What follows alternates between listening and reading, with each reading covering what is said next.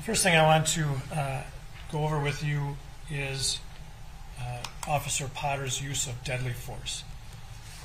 Is her conduct in firing her Glock at Mr. Wright a use of deadly force? It is, yes. Why? Again, firing a firearm, discharging a firearm is substantially likely to cause great bodily harm or death. That is the definition of deadly force. And in your review of all the materials in this case, did you see any evidence that Officer Potter decided to use a gun in this case instead of a taser? Did I see evidence that she decided to use a gun? I think the evidence that I've reviewed suggested that she intended to use the taser and not the firearm. When you're reviewing, then, the use of deadly force, are you reviewing that act or a decision? Does that make sense?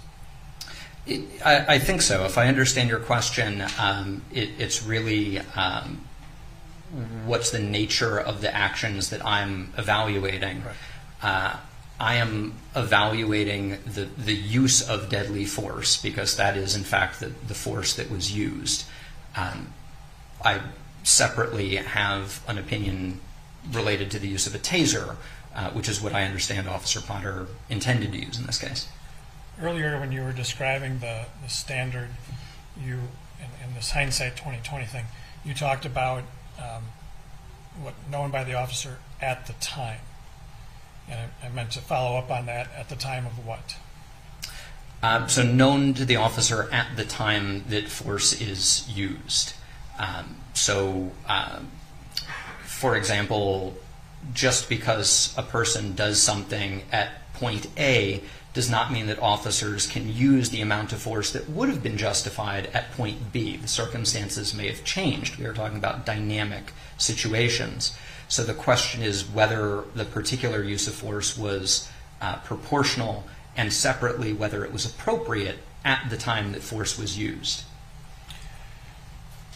In this case, have you reached an opinion to a reasonable degree of professional certainty whether Officer Potter's conduct in using deadly force was reasonable and justified?